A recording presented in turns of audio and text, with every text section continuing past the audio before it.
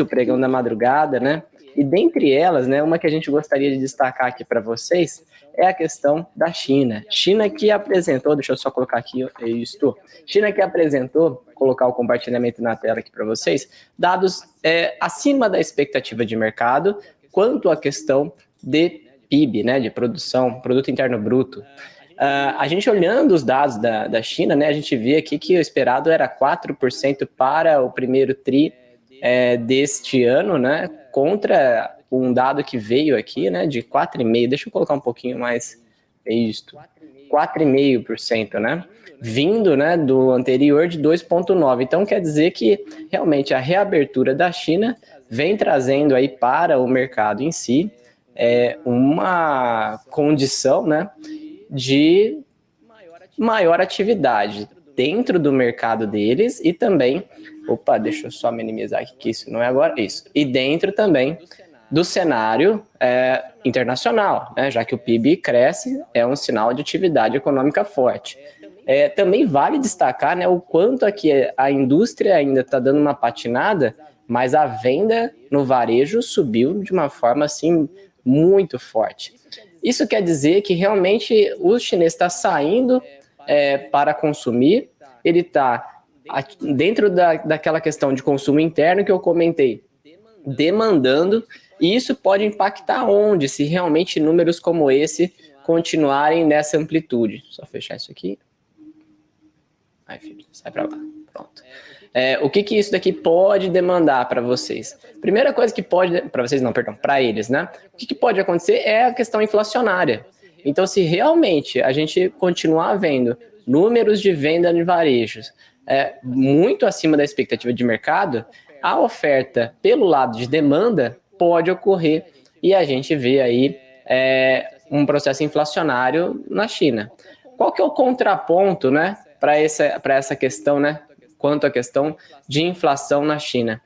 É que a China também dependeria, para ter algum problema de inflação, da demanda internacional. E aí a gente teria de novo aquela puxada de todas as commodities, né? Porque aí a indústria demanda mais, então a gente precisaria ver aqui a produção industrial tendo números também maiores, e aí a gente teria maior demanda por commodities, que sobem o preço das commodities, que sobem o preço dos produtos acabados, e as vendas do varejo demandando, vira de novo aquele ciclo, né? Que vai, com certeza, causar a inflação dentro de todos os produtos, os manufaturados e os não manufaturados, né? Então, a gente tem a matéria-prima subindo e os produtos acabados subindo. Nesse sentido, o que a gente pode tomar como uma gestão de risco? Primeiro esse dado impactou o mercado de PIB, esse dado de vendas de varejo impactou o mercado. Eu acho que, como ele saiu ontem à noite, a gente vai ter uma percepção maior, não no mercado da madrugada, no mercado asiático, e sim dentro do pregão regular, para a gente ver como os grandes players vão se posicionar através desses dados. Em teoria, se essa for a tese de reabertura da China, maior demanda por vendas internas, né, consumo interno, e que a indústria vai começar a ter maior demanda por atividades internacionais, né, por produtos produzidos na China, então a gente deveria ver um reflexo imediato nas commodities, que por enquanto, a gente vai olhar os preços daqui a pouco, não tiveram tal reação. Então vamos acompanhar aqui e ver como é que o mercado vai reagir nesse sentido, tá? Além dessa questão aqui da China, né, como a gente trouxe aqui num destaque, foi até nos questionado quanto à questão... depois vou trazer uma notícia da China também. Foi nos questionado quanto à questão de fluxo cambial. Essas quedas das commodities, como é que isso pode impactar no nosso fluxo? Vou trazer essa informação também para vocês, que eu acho que vai valer bastante a pena. Então, logo após essa notícia aqui, eu já vou abrir essa pauta. E por que disso, né? Vou mostrar para vocês de uma forma bastante visual que o fluxo cambial, isso eu já estou falando de Brasil, né? Entrada de dólares dentro do Brasil para a venda de reais e compra de produtos, ela tem uma certa sazonalidade. E fica bem visual dentro do câmbio contratado, né, dado do BC, como isso ocorre, tá? E eu vou explicar um pouquinho mais sobre isso. Então, vamos primeiro aqui dar um passinho atrás, voltar para as notícias e depois a gente já avança de novo sobre essa questão. Então, qual que é a informação que eu gostaria de trazer para vocês aqui que saiu na Reuters, né? Que é que a economia da China ganha velocidade, mas os ventos contrários globais aumentam os desafios para as perspectivas. Então é exatamente o que eu comentei. Não faz sentido a gente ver retail sales, que é a venda do varejo na China, bombando e falar, ok, o PIB da China será maior, porque ela depende da economia global também para ter os seus impactos de crescimento, para ter o seu produto interno bruto também crescido, porque como ela é uma fábrica do mundo, né? Vamos colocar assim, o parque industrial do mundo, não adianta o mundo demandar menos e internamente demandar mais, que esse produto interno bruto não tem essa capacidade de uma alta tão forte. Obviamente que o projetado pelo governo chinês para esse ano é 5%, né?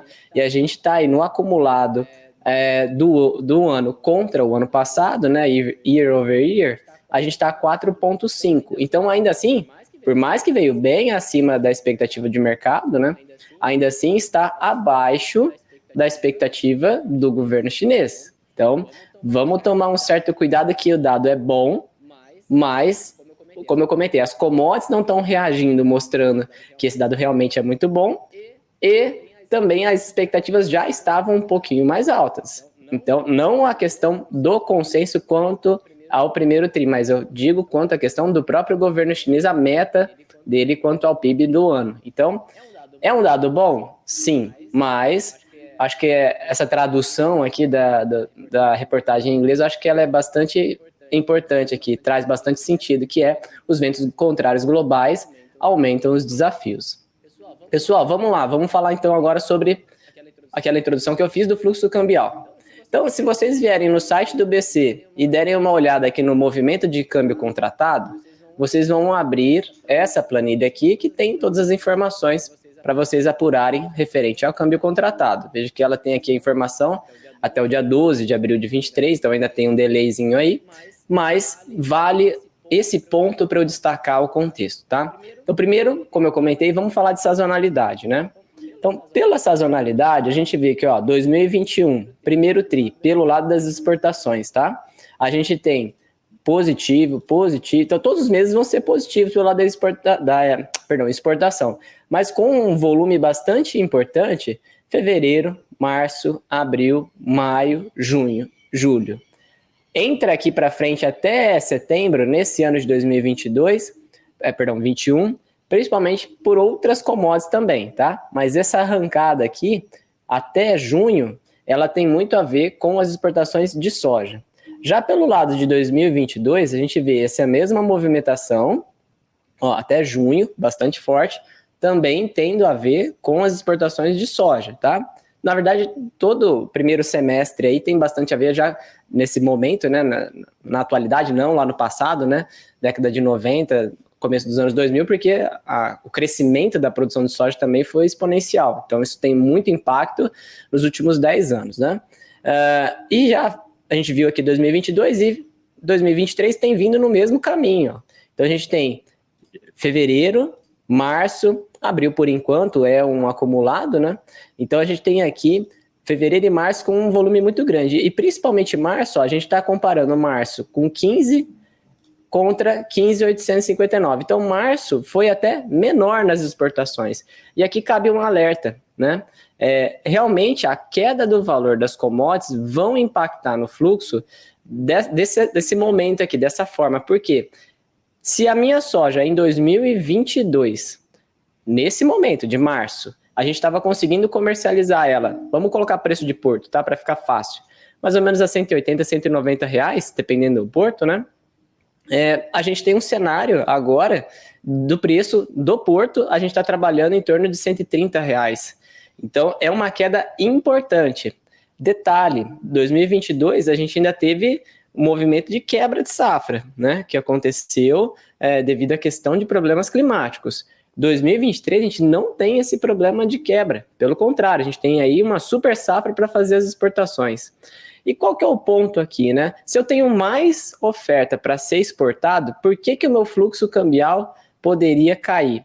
Primeiro, por essa questão de valor, né, nominal mesmo, de cada item, né, de cada no caso, principalmente no primeiro semestre, como eu comentei, participação muito grande da soja, mas também tem um ponto, o produtor, ele vem, de certa forma, reticente em vender esse produto, porque ele acredita que o valor à frente será maior, e ele vai empurrando isso o quanto ele puder, já que muitos deles vão ter que fazer agora, dia 30/4, uma venda muito grande para poder... Não muito grande, deixa eu mudar um pouquinho a expressão. Até 30/4 vencem muitas dívidas que o produtor acumula para poder fazer aquela produção, produzir aquela soja. E aí, dia 30/4, não interessa o preço que tiver a soja. Se tiver 100, 150, 120, 110, ele vai ter que comercializar para pagar as despesas. E aqui cabe um alerta. A gente, né, o Ale e eu, a gente toca também a questão de consultoria junto com o produtor, e alguns deles reportaram que bancos amigos do produtor ofereceram 18% de juros anual para tomada de crédito, para ele pagar essas dívidas dele e continuar com a soja carregando. Pessoal, a gente tem que entender, primeiro, que o produtor que está tomando esse risco, ele está assumindo que nos próximos meses aí, essa soja precisa subir proporcionalmente, obviamente, 18% ao ano, para poder compensar ele tomar esse crédito e esse risco. Caso essa soja não suba, ele vai perder na tomada de crédito e perder na soja física. Então, provavelmente, como muitos produtores fazem conta, né? Então isso não vai acontecer e a gente vai ver uma venda bastante forte ainda no mês de abril. Então, se a gente compara aqui, ó, abril 17, aqui deve ser tri, né? Vamos só dar uma olhadinha aqui na unidade de medida. Acho que não tem aqui, mas se não me engano é tri mesmo. Então, 17 tri contra abril do ano passado de 2021, 10, 2022, 17. Isso tem muita influência do preço da soja, que em 2021 estava sendo comercializada nos portos em torno de 145, 2022, R$180, e agora nós estamos falando aqui em abril, provavelmente na casa de 120 e poucos reais. Então, a gente deve ver em abril, mais ou menos, esse mesmo número aqui. Obviamente que aí tem uma produção maior, então vai ter ali um volume de câmbio maior. Mas essa queda certamente impactará no tamanho de dólares que entrará no Brasil, já que com menos dólares eu consigo comprar a mesma soja, ok? Então, quando a gente olha a paridade dólar-real, a gente estava vindo num fluxo, principalmente naquilo que se tange janeiro e fevereiro, muito bom. Então, fevereiro 11.982 contra 12.322. Então, mesmo com a queda da soja, ainda estava num fluxo muito positivo. Março, 15.649 com 15.859. Nós exportamos mais soja, porém, o volume de entrada foi praticamente o mesmo. Então, isso deve acontecer daqui para frente. Então, pessoal, tomem, não vou falar cuidado, mas analisem esse ponto da entrada do fluxo de qual forma, para quem é especulador de câmbio e para quem está ali lidando diretamente com o dólar para trabalhar dentro do seu negócio em si. Que a queda do fluxo não indicará num primeiro momento que o mercado está demandando menos reais, tá? Ou demandando menos produtos do Brasil. Na verdade, o que está acontecendo é a queda da entrada de fluxo poderá ocorrer pela queda do valor nominal do produto exportado, ok? Então, isso é negativo para o produtor e isso acaba sendo positivo para o importador. Como um detalhe, preço do milho, que nós vamos ser exportadores também no segundo semestre com maior força, mas começando a partir de junho, a gente já vai ter bastante força de exportação no milho, chegou a registrar nesse ano para vendas no mês de junho, um montante, tá, em reais aí, pegando janeiro e fevereiro, na casa de R$80 preço de porto. Nesse momento tem produtor, dependendo da praça, já recebendo R$50 por esse mesmo milho. Nesse momento, o que a gente estava fazendo conta com vários produtores? R$50 o preço do milho, se ele não bater 100 sacas por hectare, o produtor já vai ter prejuízo. Então a gente pode ver queda do fluxo pelo valor nominal, contudo, comparando o ano passado com esse ano, como a safra é maior, provavelmente o fluxo vai ser igual, mas se você pegar por valor nominal de produto, vai ser menor. Então, isso pode impactar onde? O câmbio, de repente, criando uma certa estabilidade de valor dentro de um patamar. Se a gente tivesse valores de soja R$ 180, milho de 80, certamente a pressão sobre o câmbio de baixa seria muito maior. Mas agora dá uma arrefecida pela queda desses indicadores, ok? Vamos voltar aqui agora para a pauta do dia, né? Deixa eu só confirmar aqui se a gente tem... Ótimo. Sabia que tinha esse ponto aqui que eu queria destacar também. O real, colocando uma janela aqui desde 2014, ele ainda tem muito prêmio de risco para tirar. Ele perde até para a moeda da Rússia, tá? Então, agora que começou a inverter, ó, começou a ganhar da moeda da Rússia. Então, o real ainda tem muito prêmio de risco para se valorizar. Ele perde para a moeda da África do Sul, ele perde para a moeda do México, ele perde para a moeda da Índia. Então, o real, caso o fluxo, por mais que ele esteja menor, mas as coisas se acalmem, os fundamentos e os investidores internacionais entendam que o Brasil não vai ser atropelado aí por questões internas, a gente ainda pode ter aí, apesar da queda do fluxo, uma retirada de prêmio, uma valorização desse real, tá bom? Então, isso vale ficar de olho. Para só complementar a questão que eu havia comentado quanto à questão do preço do milho, né? A gente está monitorando, né, de forma muito próxima. Deixa eu colocar aqui para vocês o nosso produto Relatórios Agro, né? Então, dentro do Relatórios Agro, a gente sempre coloca a questão de prêmios de exportação, dados, relatórios sobre milho, soja, café, câmbio. Então, dentro do milho, o que a gente teve um destaque hoje que o Ale postou, né? Deixa eu só ver, eu acho que talvez esteja pequeno demais. Vamos colocar aqui maior, que aí todo mundo consegue visualizar melhor. Então, vocês conseguem visualizar aqui que julho nós já temos prêmios para exportações do milho a $5 negativo, tá? Vicente, mas o que são $5 negativo? Me dá uma referência, claro, para vocês verem o tamanho da queda. Ó, dia 10... Opa, mais um pouquinho para cima. Aí. No dia 10 desse mesmo mês, né, que a gente está falando, não é 10 do mês passado, ó, colocando aqui, para o mesmo vencimento, julho, 35, julho, 5. Quer dizer que $30 por tonelada aqui foi para o espaço. Isso daqui é um dos fatores da gente ter visto o preço do milho tão pressionado, tanto na B3 quanto para o produtor, essa questão do prêmio de exportação. Porque depois da colheita do milho segunda safra, o Brasil não tem a demanda interna suficiente para absorver todo esse milho. Ele vai precisar exportar. E quando os compradores externos estão vendo o tamanho da safra que tem potencial de chegada no Brasil, e eles também visualizam que o Brasil pode ter o mesmo problema de logística que está acontecendo com a soja, ele já começa a pedir desconto.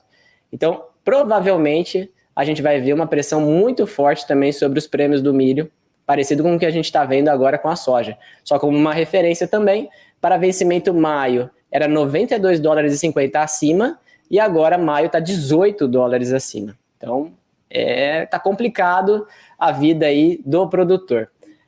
Pessoal, a gente tinha como destaque hoje a questão do PIB chinês, a questão do fluxo de commodities, né? Mas eu queria trazer para vocês também um dado importante que tem a ver com o café, tá?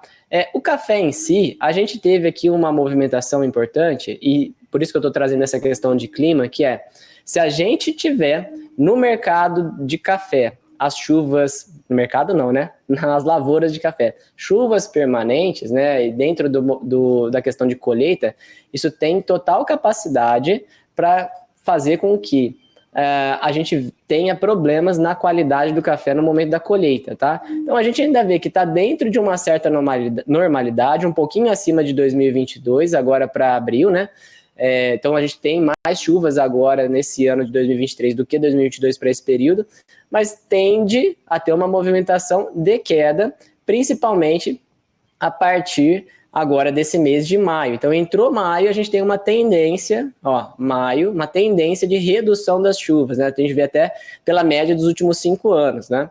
Então se isso acontecer, tá tudo certo. Mas se não acontecer, aí a gente tem um determinado problema para a gente resolver.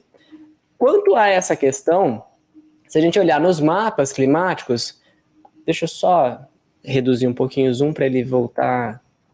Mas por que ele deu essa zebra aqui? Deixa eu pedir para ele recarregar aqui, porque aí fica melhor.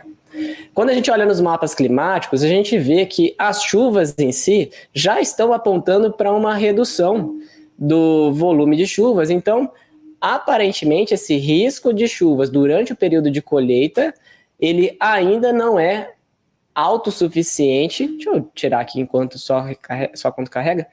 Não é autossuficiente para a gente ver prêmios sendo imputados no preço do café. Então, por enquanto, tudo certo. Expectativa de colheita do café é muito variada, dependendo da casa de análise, mas esse risco quanto à questão de chuvas e aí a perda da qualidade ainda está pequena, mas isso é importante a gente monitorar, tá? Enquanto carrega aqui a questão do mapa, que não sei por que deu uma atrasadinha, agora voltou, vamos lá. Então, vamos colocar aqui a questão das chuvas, ó. Aí, ó. Então, a gente vê que aqui eu estou pegando desde 18 de abril, né, no caso hoje, tá? Então, se a gente for evoluindo isso, a gente vê que tem ali, ó, a partir da virada do mês de maio, ó, estamos vindo aqui até dia 28, ó, mas aqui a gente já vê uma redução de chuvas bastante importantes, né, principalmente nessa região aqui de Minas Gerais, né, uma redução de chuvas importantes que vem aumentando esse tamanho de janela de chuvas, mas principalmente aqui, ó, na virada do mês, olha o quanto já diminui, ó, as chuvas, certo? Então vejam por aqui, ó. Então todo esse período aqui na virada do mês de maio e no finalzinho de abril, a gente já tem redução de chuvas. Isso daqui tira esse risco num primeiro momento de haver aí chuvas no período da colheita e prejudicar a qualidade do café, tá bom? Mudando agora para o terceiro tópico de hoje, a gente tem o relatório do USDA apontando a quantidade de exportação por saída, né, por portos de exportação aqui, quanto à questão da soja de 2013 para 2022. É interessante apontar isso aqui, porque como a gente está linkando fluxo com exportação, a gente precisa entender se de repente tem capacidade até de exportar mais. Então, olhem bem, a gente tem aqui, em 2013, que os portos do Eixo Norte eram responsáveis por 12% do total das exportações, e agora, 2022 já é 33%. Isso tem muito a ver, olhando 2013 para 2022, com a maior área também de produção no Mato Piba e, obviamente, também melhoria dentro desses portos para exportação, comparando 2013 com hoje. Mas, principalmente, tem a ver com esse eixo aqui, Mato Piba, plantando muito mais soja, podendo usar aqui esses portos do Eixo Norte para poder ter essa exportação. Como um detalhe, quando a gente olha também praticamente a sazonalidade de exportação, a gente tem o valor de frete de forma sazonal. Então veja que a gente está, obviamente que aqui está de janeiro até dezembro de 22, então aqui a gente tem 2 anos, né? Mas a gente tem aí, nesse momento, entre abril e março, até aqui no caso de 21, maio, que provavelmente vai acontecer também no ano de 2023, o pico do valor de frete, tá? Então esse também é um valor, é um item que pressiona as precificações de soja e, como eu comentei, diminui o valor nominal, que diminui o fluxo cambial nesse sentido, tá ok? Pessoal, para a gente matar aqui o dia, vamos falar assim, né? Já que a gente já falou sobre os principais tópicos, vamos dar uma passadinha sobre as cotações para a gente também conseguir falar um pouquinho como é que foi o mercado até o momento e o que está acontecendo, tá? Agora. Então, a gente tem aqui soja tendo uma movimentação no contrato de julho de uma leve alta, né, 0,86, o óleo de soja subindo 1,28, com o farelo subindo 1,08. Ontem o Ale e eu fizemos um estudo semanal lá no Commodities em Foco, que aí tem em foco contra a questão de especulação, apontando uma possibilidade aqui de um trade de oil share, comprado em oil share, mas tem uma questão de divergência e de momento que talvez não tenha sido assim cravado que é uma oportunidade assim, com ótima simetria, mas tem muito sentido olhar com carinho esse trade aqui, tá? A gente tem uma questão também do trigo subindo 1,06. A gente tem, dentro das commodities ainda, não vou passar aqui por enquanto, bond risk e a questão das moedas, mas vamos continuar nas commodities. Milho subindo 0,51. Milho tem um ponto interessante aqui, que esse contrato, principalmente, aqui eu não coloquei, mas eu posso colocar agora rapidinho, o contrato de vencimento da entrada da safra americana, ele chegando perto de 600 centavos de dólar por bushel, e confirmando a área de, deixa eu colocar ele aqui, a área de 92 milhões de acres com a produtividade que foi apontada, ele está aqui na verdade, ó, já estava aqui já, 569, chegando perto dos 600, com essa área de 92 milhões de acres e uma alta produtividade, pode abrir um trade nesse contrato futuro aqui. Eu acho que é importante tanto para o produtor brasileiro quanto para o trader, né, olhar com carinho essa operação. A gente tem aqui o açúcar caindo 0,76 depois de um forte rally de alta, né? Então, praticamente 24 centavos de dólar por libra, 24 dólares por libra peso, né? 24 centavos de dólar por libra peso. A gente tem cacau numa movimentação ainda de alta, 2,919. A gente tem o café a 198,20. Vai ter uma certa dificuldade de romper os 200, tá? Então, por isso que é importante olhar isso com carinho. A gente tem café robusta no 0 a 0, prata 0,48, cobre 0,30, ouro 0,48 de alta, minério de ferro 0,99 de alta, 117,90, e a gente tem também gás natural a 0,04, está neutro, né, está estabilizado, contrato de novembro, maior sazonalidade a 3,182, petróleo a 80,71 a 0,15. Petróleo e gás natural é o que eu comentei, que as commodities não estão convergindo, tá, no mesmo sentido do cenário da notícia de PIB crescente na China, tá? Então, essas commodities que a gente pode tomar como um sinal de, olha, realmente o PIB da China vai subir, realmente é esse o cenário daqui para frente, olhando essas duas commodities, principalmente, tá? Gás natural e petróleo. Vou passar rapidamente sobre as questões aqui. A gente teve aqui uma pergunta do Caio, né? 18% em 6 meses, a soja tem que subir mais de R$20 até outubro para pagar só o crédito. Ponto final, é isso aí. Aqui o Fibonacci Neto, a gente tem aqui, ó, como está o gargalo logístico para escoar o milho. Por enquanto, a gente tem a demanda toda focada na soja, mas a gente tem a visão de que quando entrar o milho segunda safra, vai piorar de forma consistente. É possível que aconteça isso. E aqui o Aplica Science, por que o trigo está subindo tanto? O trigo, a gente tem que entender que ele chegou num ponto, né, ele está a 715, né, centavos de dólar por bushel, que ele está dentro de um patamar de consolidação, tá? Entre 720 e 670, ele está praticamente consolidando. Então, ele não tem um movimento de alta, tá? Basicamente, consolidando, esperando já até a proximidade da colheita, que já ela é antes do milho, antes da soja lá nos Estados Unidos. Pessoal, era basicamente isso, tá? A primeira hora do agro hoje foi um pouco diferente, né? Comigo aqui participando com vocês, mas queria desejar a vocês aí um ótimo dia. Para quem ainda não deu o seu like, o seu curtir aí, manda o seu joinha pra gente, que ajuda na questão aí de divulgação do nosso conteúdo. E um abraço a vocês, até uma próxima oportunidade. Tchau, tchau.